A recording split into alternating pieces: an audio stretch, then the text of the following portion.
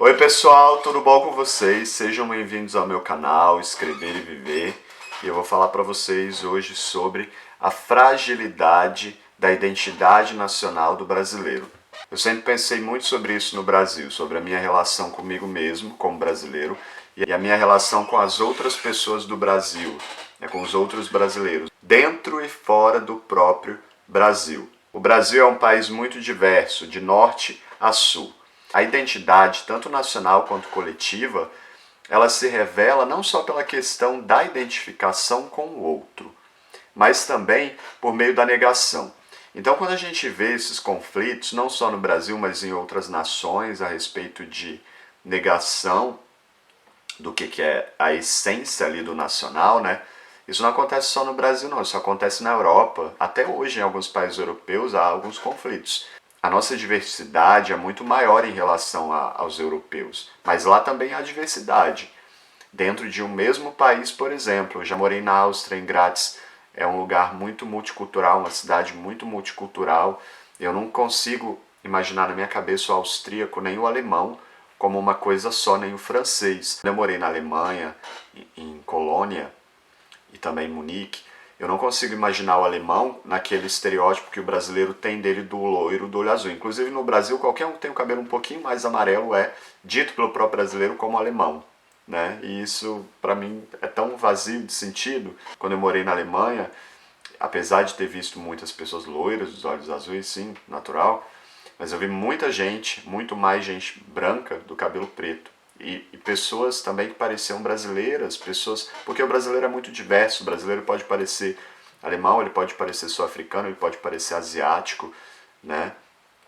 O que define o Brasil, o brasileiro, é a diferença. O brasileiro tem muita dificuldade de reconhecer isso por um complexo nacional, né? Então é preferível, ele prefere olhar algures do que olhar para dentro de si mesmo. E se ele olhar para dentro de si mesmo, isso é uma dificuldade de autoconhecimento em nível, inclusive, coletivo, não só individual. Se ele começa a olhar para dentro de si mesmo, ele vai entender, pela própria história, que a constituição dele é basicamente europeia. O Brasil foi colonizado por europeus. É claro que a gente, como país, não tem muito a ver com a Europa. Na verdade, o brasileiro ele está muito mais próximo, e o Brasil também é um modelo norte-americano do que é um modelo europeu. Estou falando aqui de uma questão de constituição, né, de etnia no Brasil. Eu não estou falando aqui de questão cultural. Culturalmente, o Brasil está muito mais próximo de um modelo norte-americano do que de um modelo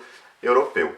Os países europeus, eles olham também para os Estados Unidos, todo mundo recebe, de alguma maneira, influência norte-americana, mas eles olham eles têm os seus próprios padrões e modelos na Europa. Os países olham para a Inglaterra, para a Alemanha, para a Áustria, né? Tem pobreza também na Europa, pessoal. Alguns países ali da região Balcã, eu já morei em muitos desses países, Croácia, Macedônia, Montenegro, Sérvia, atualmente eu estou na Sérvia. O sonho da maioria das pessoas, porque eles vêm de uma realidade dita pobre por eles mesmos, né? De muita luta, de sofrimento, de guerras, por exemplo, e o sonho deles é ir para a Alemanha ou para a Áustria em busca de uma vida melhor financeiramente, né? E eu acho interessante porque, conversando com muitas dessas pessoas, né, que só reclamam, é muito comum que, por exemplo, na Croácia, o croata reclama de tudo. Ele vai para um café, tomar café e reclamar da vida, né? E passa horas ali nesse café reclamando da vida com os outros croatas e bebendo café e fumando, muito, muito mesmo. E em algumas das várias conversas que eu tive com croatas, por exemplo, meus amigos, né, eu comentei isso, eu falei, cara, você devia olhar para a realidade do Brasil. Os países, por exemplo, seu país não tem violência, seu país é um país dito pobre na Europa, mas vocês têm um pouco mais de qualidade de vida, aqui não tem violência, por exemplo. Não é só questão financeira, ou então você está... É importante que a gente pense a questão da identidade pela negação, para a gente entender conflitos de grupos principalmente. O Brasil, como eu disse, é um país muito diverso de norte a sul. Então essa negação, principalmente a respeito de estados, isso é comum. Mas o brasileiro deveria olhar para além disso. Ele deveria olhar, se ver diante da sua grande extensão territorial e da sua grande diversidade cultural, como diferente. O que representa o brasileiro é a diferença. Então, quando você se imaginar como brasileiro, se imagine como loiro, se imagine como negro, se imagine como moreno, se imagine em todas as tonalidades que você puder imaginar. Imagine em toda a diversidade que você puder imaginar de comidas, de aparência física e até de questão linguística.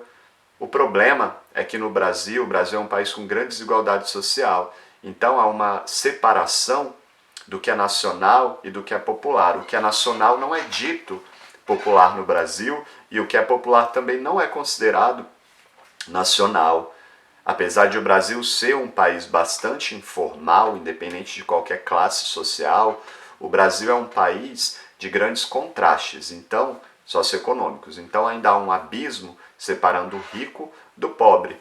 Quanto mais rico, menos brasileiro ele é considerado, né? E quanto mais pobre e menos branco, mais próximo do que seria brasileiro e do que seria dito por eles de ruim, ele está. Isso é muito lamentável no Brasil. Eu também vejo uma questão daqueles que ascendem socialmente e também daqueles que já estão ali naquele lugar de poder ou financeiramente melhor, de um impedimento do outro de se desenvolver e crescer. Porque o brasileiro gosta de olhar de cima, né? Não quer ver igualdade social.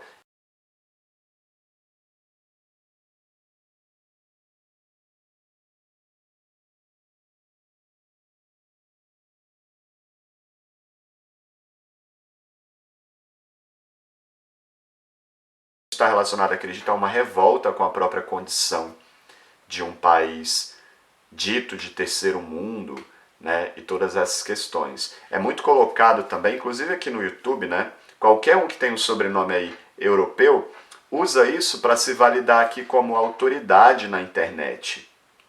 Mesmo sem ter estudo, mesmo sem ter propriedade para falar de nada, né? E quanto mais branca ou loira a pessoa é, né, e se ainda tem um sobrenome ali europeu, mais validade ela tem e o próprio brasileiro valida ela, né?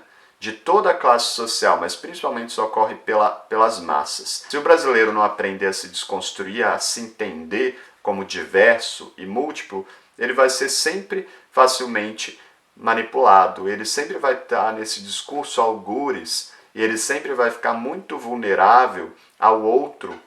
Isso faz com que ele seja facilmente manipulado pelos outros. Inclusive aqui no YouTube, como eu falei, né, é muito comum de alguém se lançar como autoridade só pelo sobrenome.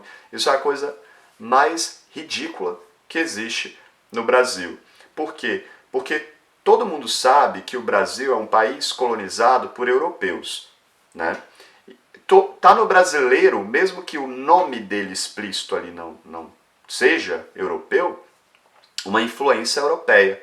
Não só no sul, no norte tem muita influência de holandeses, no Espírito Santo tem muita influência de povos europeus, tem muita influência de italianos em São Paulo, em todos os estados brasileiros. O Brasil é um país que foi constituído por europeus, né? Então, e houve toda uma mistura no Brasil. Então, essa coisa de querer se sobressair, essa coisa de querer sair da própria pele para se sobressair em um outro padrão algures, seja com um passaporte europeu, ou seja com um sobrenome dito europeu, não te faz menos brasileiro, ou mais europeu, ou mais distante da população. Isso é um discurso bobo. Quem legitima e valida essas pessoas não deveria fazer isso. A gente não deve ficar legitimando, porque isso foi tudo construído e imposto pela mídia, pela TV e socialmente também nas interações.